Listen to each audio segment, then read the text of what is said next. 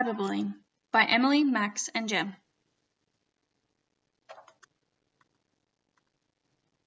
Cyberbullying can be defined as the use of electronic communication to bully a person, typically by sending messages of an intimidating or threatening nature.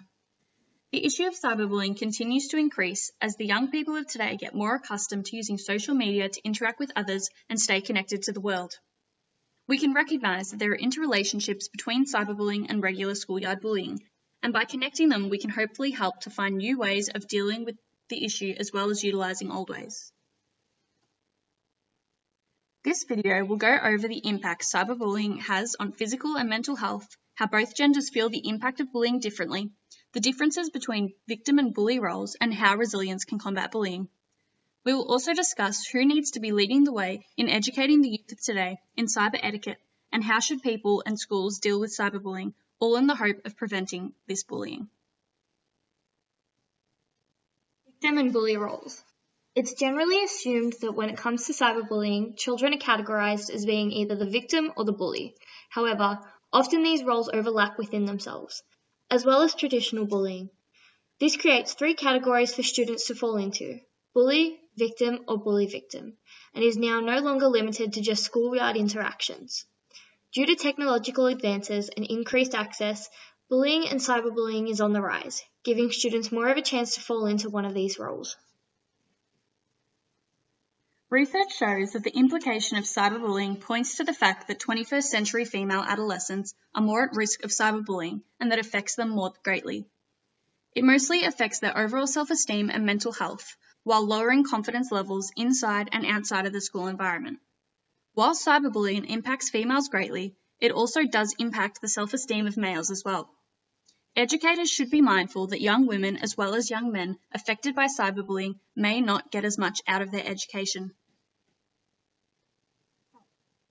Cyberbullying can be an extremely troubling experience for students to go through and can impact their health both mentally and physically. As previously mentioned, the lines between victim and bully can be blurred, with some students becoming both.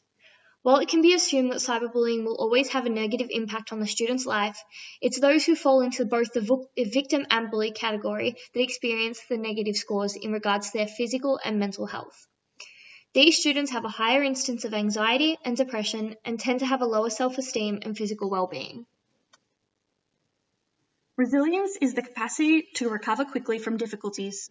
In situations where young people are faced with cyberbullying, if they can show this quality, they can dramatically lessen the effects on their mental health and that may have happened due to the bullying. By showing resilience, harmful words young people are confronted with will give a less harmful blow. It has also been found that resilience will not only lessen the effects of bullying, but also decrease the young person's chance of being bullied to begin with. Resilience needs to be taught and acquired to end the impact of bullying. Prevention. Schools need to educate and help their students better understand the effects of their actions, and therefore the schools need to be the main party to prevent the cyberbullying from continuing.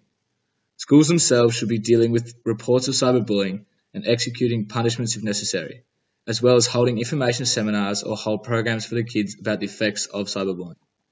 This is not to say that law enforcement doesn't have an important role to play, however, as if there are tougher laws in place, then they will act as a significant deterrent to the would-be cyberbullies.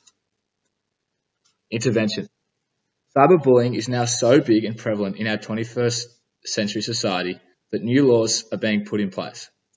In a survey conducted for the Donegan article, out of 1,000 police officers, 85% believe that cyberbullying is now worthy of a criminal conviction. Without the proper education, our children may unknowingly be committing crimes that may carry jail terms. However, there is no blanket fix. There are so many ways to bully someone over the internet these days that schools and governments need to stay up to speed with the forever changing environment we live in to maintain just consequences and relevant, adequate education standards. Cyberbullying is an ever-rising issue for children, especially as our education becomes more heavily centered around technology.